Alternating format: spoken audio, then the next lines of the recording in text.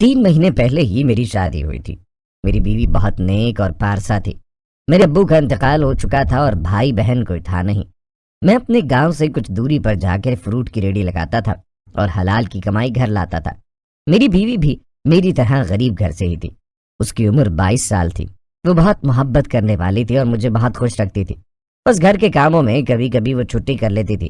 میں تو فارغ ہوتا تھا، اس لیے اس کا ہاتھ بٹا دیتا تھا۔ وہ میرا بہت خیال رکھتی تھی، اور ویسے بھی زندگی کی گاڑی کے 2 اہم پہیے میاں اور بیوی ہی ہوتے ہیں جو اسے چلاتے ہیں۔ ہم دونوں بھی اپنی گاڑی کو آہستہ ہی صحیح لیکن محبت اور ایمانداری سے چلا رہے تھے۔ گھر میں اکثر مشکل سے 2 وقت کا کھانا نصیب ہوتا تھا، کیونکہ یہ گاؤں تھا اور یہاں پر زیادہ تر لوگوں کی زمینیں تھیں۔ اسی لیے پھلوں کے دام بہت کم لگتے تھے، جس کی باعث گھر کا چولہا کبھی جلتا تو کبھی پھلوں پہ گزارا کرنا پڑتا۔ میرے جانے کے بعد میری بیوی بچوں کو درس دیتی تھی، کہ جس کی وجہ سے بھی 4 پیسے آ جاتے تھے، اور ایسے حالات میں بجلی کا بل ادا کرنا بہت مشکل تھا۔ اس لیے اکثر بجلی والے آتے اور وارننگ دے کر چلے جاتے۔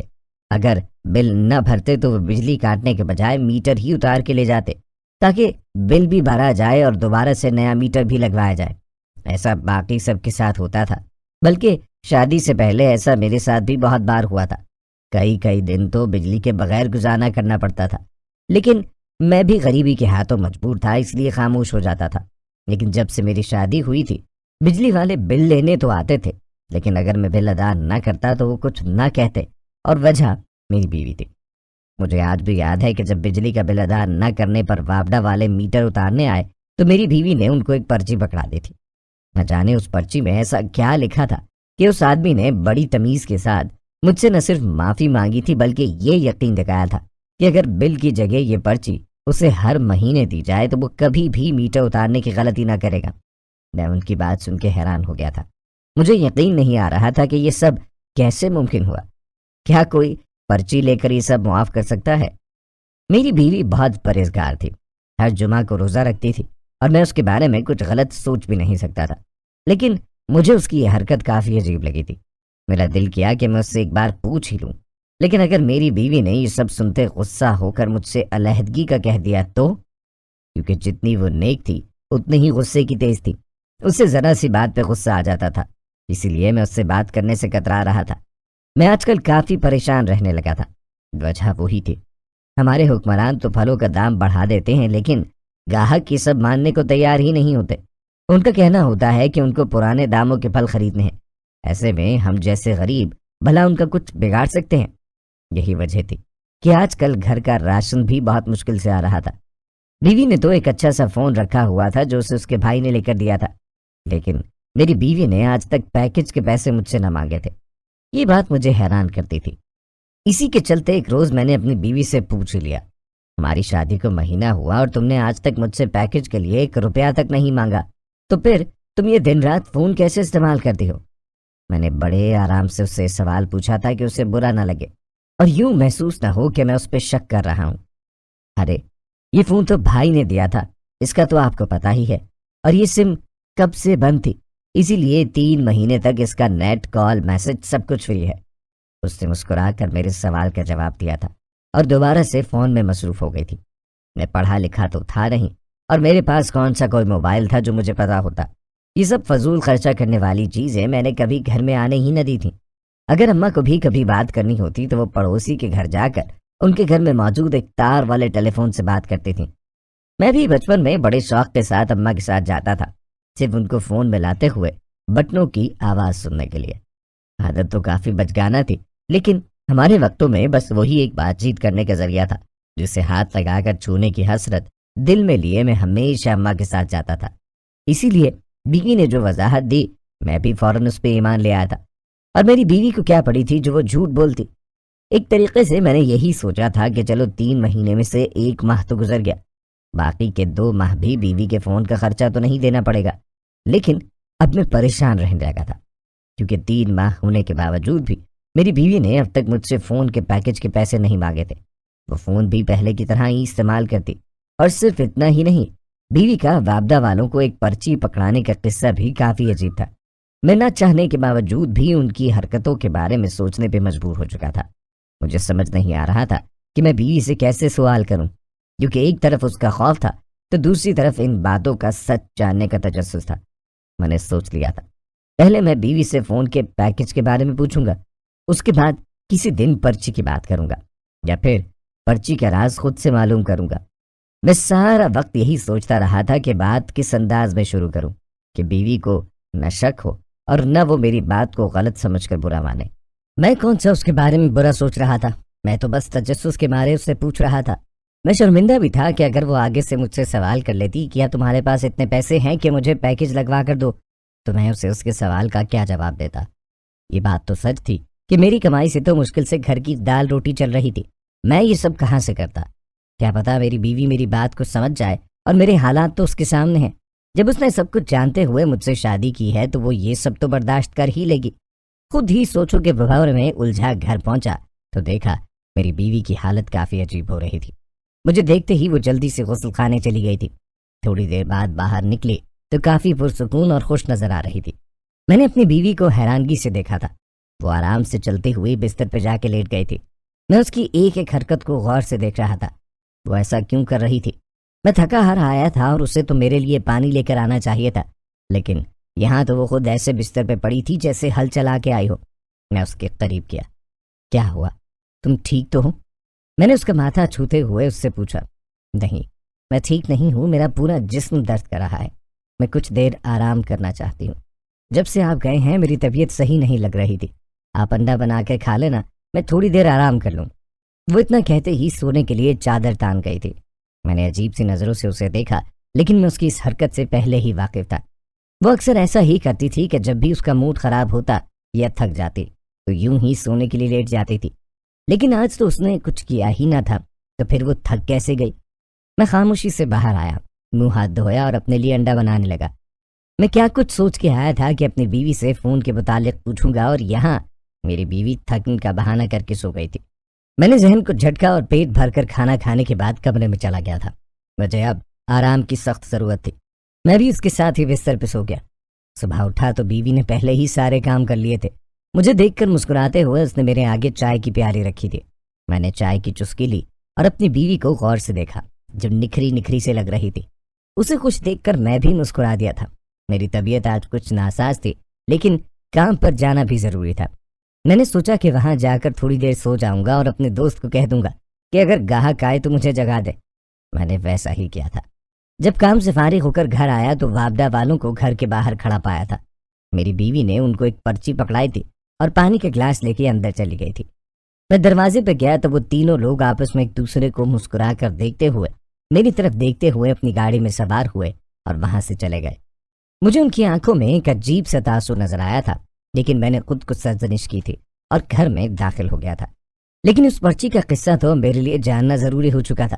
میں نے کمرے میں جاتے ہی منہ دھویا اور صحن میں بیوی کے پاس آ کر بیٹھا جو میرے لیے تازی روٹی بنا رہی تھی۔ مجھے تم سے کچھ پوچھنا ہے، میری بات کو غلط نہ سمجھنا، لیکن یہ سب مجھے تھوڑا عجیب لگ رہا ہے، اس لیے پوچھ رہا ہوں۔ میں نے سوال کرنے سے پہلے اچھی خاصی لمبی تمہید باندھ لی تھی۔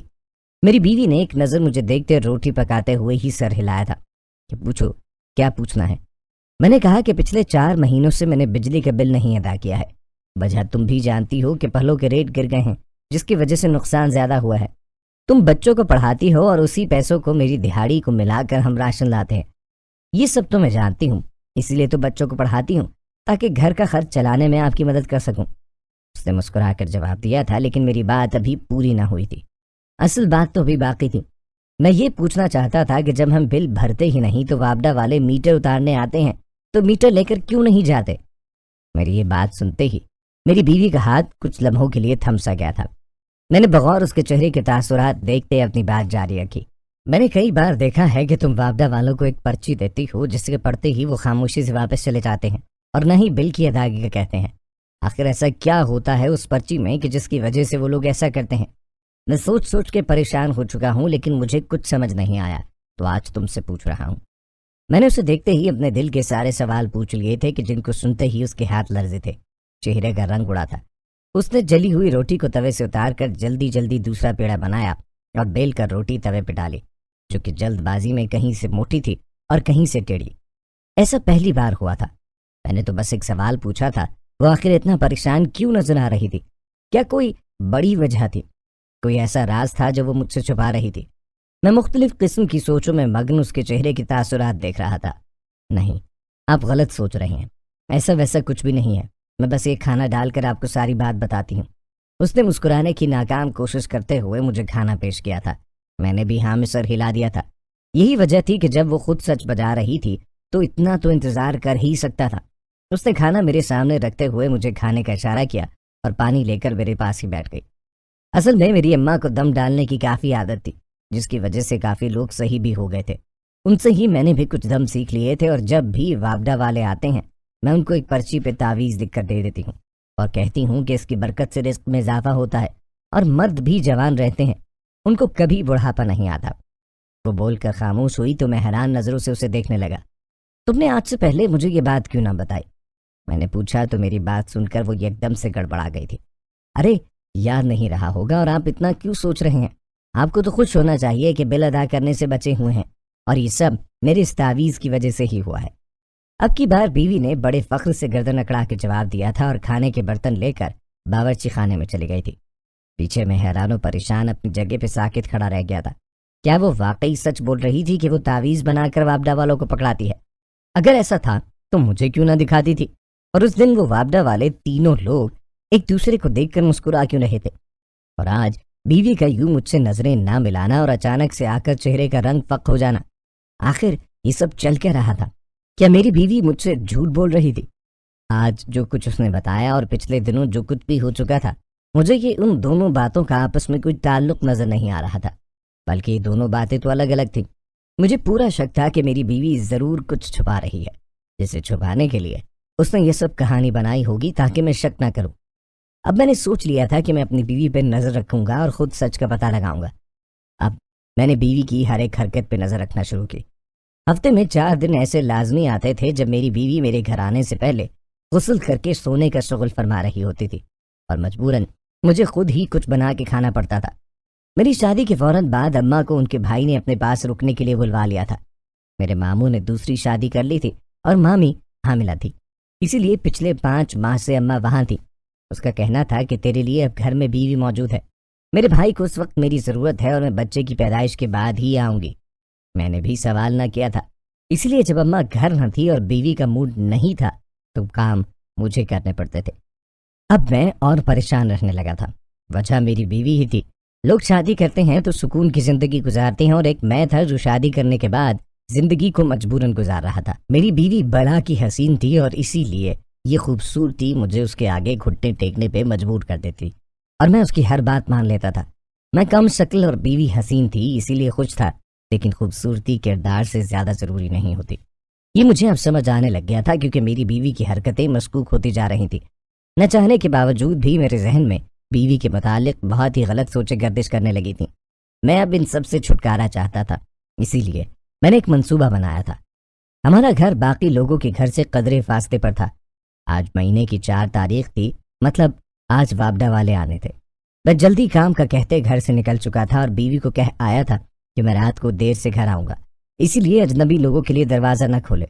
اس نے ہاں میں سر ہلایا تو میں اسے خدا حافظ کہتے گھر سے تھوڑی دور آ کر چھپ کے بیٹھ گیا۔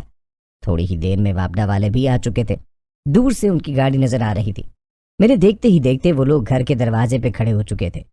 ہمیشہ جب بھی وابڈا والے آتے میں گھر پر ہی ہوتا تھا۔ آج میں نے سچ جاننے کے لیے سب بہانہ کیا تھا۔ ان میں سے ایک آدمی گھر کے اندر گیا اور باقی کے 2 باہر ہی کھڑے ہو گئے۔ شاید اس آدمی نے ان کو رکھوالی کا کہا تھا، لیکن میں حیران تھا کہ وہ آدمی میرے گھر کیوں چلا گیا تھا اور میری بیوی اسے دیکھتے مسکرا کیوں رہی تھی۔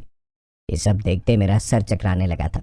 میں چھپتے ہوئے گھر کی پچھلی سائڈ گیا اور روشن دان سے اپنے کمرے میں جھانکنے لگا۔ آگے کا منظر دیکھتے ہی میری روح لرز گئی تھی۔ میری بیوی اس غیر مرد کی باہوں میں نازیبا حالت میں موجود تھی۔ میرے اندر چھن سے بہت کچھ ٹوٹا تھا۔ مجھے اچانک ہی اپنی بیوی سے کراہیت محسوس ہونے لگی۔ میں غصے کی حالت میں گھر کے دروازے کی طرف گیا۔ غصے سے میری رگیں پھول رہی تھی۔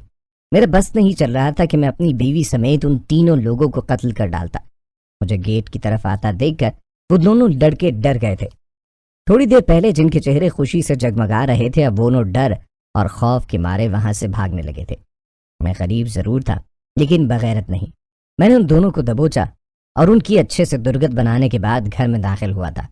دروازے کی اچانک زوردار آواز سن کر وہ آدمی باہر آیا اور مجھے سامنے دیکھتے اس کا رنگ اڑا تھا۔